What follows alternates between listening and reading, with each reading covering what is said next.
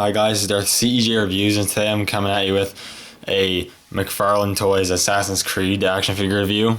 And I'll be giving you guys a look at Shay Cormac from the Assassin's Creed Rogue video game.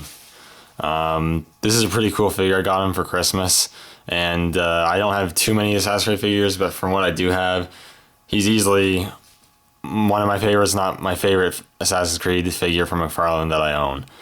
He's really cool. I mean, I might be a little biased. Shay has easily become one of my favorite characters in the whole franchise. The game was just had such an awesome story, and Shay was a very cool character. And I'm really glad I finally got him as a figure. This figure is really cool. Not with those flaws, but for the most part, he is really good. I don't have any packaging to look at or anything. I took him out of the packaging. I threw it out. It was kind of beat up, and there's not much to the Mcfarlane Toys packaging anyways, so we're just going to get right into looking at the figure. In the sculpt wise and all that, it's pretty good. Looking at the head sculpt, I think the only fault in the sculpt is, while the head sculpt, just looking at it as a sculpt, is good, he doesn't have a huge likeness to the actual game design character in the actual game. The likeness isn't really there. He looks just more like kind of like a generic sort of guy than Shay. Shay looked, I don't know, a bit rougher, a bit more squarer, maybe in the cheeks and whatnot. This one just looked a little too fresher faced. Other than that, that was a great sculpt. The hair is really nicely sculpted. You got some shading with different browns and blacks in there, which is really cool. He's got the little ponytail going on with the red ribbon in there to keep it in place, which is cool. He has some strands of hair there. The ears are sculpted well. As you can see, he has a scar over his eye, which is actually really nice. It's actually sculpted in the paint detail on it's not too bad either. It's much better than the Jacob Free scars, which are just painted on. This one's actually sculpted on and looks really nice. I really like the scar. He also has the eyebrows there, which are sculpted and painted. It looks nice. The eyes are also painted really nicely. They did put some shading underneath the eyes, which I think may be a little unnecessary, but it's not too bad. The lips are sculpted well. The paint they use for the lips color might be a little too red, but it's not a big deal. And other than without having great likeness, it looks pretty good. I didn't see the outfit he's wearing is his Templar outfit, which is the main outfit he wears in the game, and the outfit he's wearing on the cover of the game. The only difference is on the packaging on the game cover, it shows his outfit with a hood, but then in the actual game, he doesn't have a hood on this outfit. So, while I think it would have been nice to have a hood on this figure, it would have made him look really cool. Technically, the figure is accurate to how he looked in the game. This outfit did not have a hood. I really like the collar he has on the jacket. It looks really nice. Goes right over his neck over to his face, which looks really cool. The jacket itself's a blackish with some, I don't really want to call it white, maybe a dullish white, and then this red around here is really cool. He has multiple straps. You got the Templar cross there, which is really cool. You got the coat and then the other shirts and undershirt underneath. You've got a belt here with many pouches. The little buttons and buckles are painted in silver and look pretty good. A lot of the paint apps on this figure are quite sharply done. He has two holsters here, which is really cool, which can store his guns. He's got some nice detail all over the jacket. This plastic here for the under part of the jacket isn't overly pliable, so that does hinder some articulation. You got another kind of Templar cross there, which looks really cool. And he's just kind of wearing some standard pants and boots. You do have some paint error underneath there. That's not a huge issue considering it's on the outside. On the upper shoulder part of the jacket, these actually move out quite a bit, so it doesn't hinder articulation nearly as much as the Jacob Free figure again did. So that's really cool. I really like that. And both hands are sort of in a grip, sort of fist pose, which is cool. And overall, it's a really good looking figure in terms of sculpt and paint apps. The paint apps are, for the most part, accurately placed and painted on, and the sculpt's pretty good, with the exception of the likeness being a little off. Overall, it's really good looking. Now put him back down here. take a look at articulation next. He has a ball joint in the head, but because of the ponytail and the collar, you're only going to get a little bit of up and down motion and only a bit of side to side.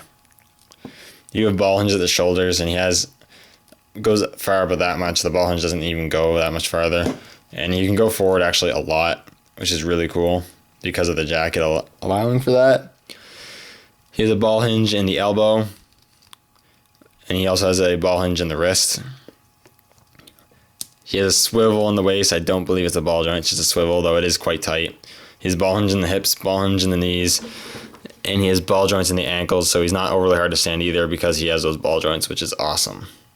The only thing I will mention is that, and I don't know if it's for every figure or not, but there's some spots where the parts on him actually come off kind of easily. Like on the right hand here, it's on the joint, sort of not completely loose. It's going to keep falling off every time, but it's not overly hard to pop off, and putting the accessory nail pop off sometimes. And if I move one of the feet a bit too far, it'll pop off fairly easily too. That's a slight issue, but it's not too bad. So doesn't detract from the overall figure that much. Lastly, one thing that Mcfarlane does really good with all his figures, especially Assassin's Creed figures, which NECA didn't exactly do, is you pack these guys with a lot of accessories, which is always nice. So first off, he does come with 2 identical pistols, which is really cool. You got some brown and the silver panels. You got some nice sculpting actually into the barrel, which is really cool. You got the hammer sculpting in there. It's really nice. Quite thin, long sort of pistols is really cool. You can hold them in either hand very well.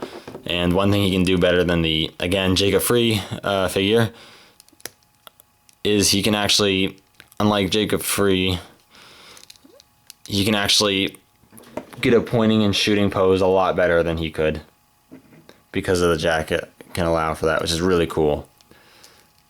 And he grips the pistols well in either hand.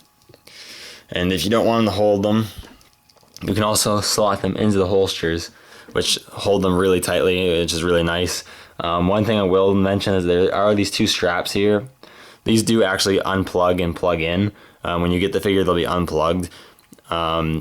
They are extremely difficult to plug in and get them to stay on. I finally got them to stay on, and now it looks good because they're staying stuck in, but they are really hard to get plugged in. Luckily, you can slot the pistols in if you're careful without having to unplug them, unstrap them, which is good. But it's a really difficult time to get those to unplug. But you can just slot the guns right in there like so. Here's the other one. And they stay in there really well, and it looks pretty cool.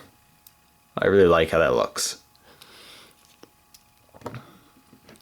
He also comes with 2 bladed weapons. He comes with his sword, which is really cool, if a bit simple. The blade has some nice sculpting into it. It's not completely smooth. It's kind of rough a little bit. You got some shading on it, which is really cool. It's quite longer than some of the other swords I've seen Assassin's Creed figures come with. The hilt's fairly simple. You got a brown grip, and you got the sort of, not exactly bronze, it's not very shiny. It's like a flat sort of bronze color. But it's a nice sword. He holds that really well. Unfortunately, there's no actual spot to store the sword, which kind of sucks. It's one of the only accessories you really can't store. But it's not too bad because I usually just pose him with the sword out anyways. And now he doesn't want to stand now because he's on the camera. There we go. He also comes with a dagger or stiletto, which is cool. Again, pretty simple. But you got some nice shading on the blade.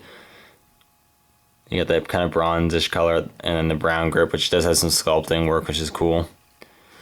Again, he grips that really well. Before I get him showing you with him gripping that, there's no specific actual storage for this, but what you can do if you want to, you can actually slide that right in between the 2 holsters, like so, and it stores in there really nicely and actually looks pretty good stored in there like so. But I usually get him holding it, so it's not a big deal. Just get him to grip that really quickly.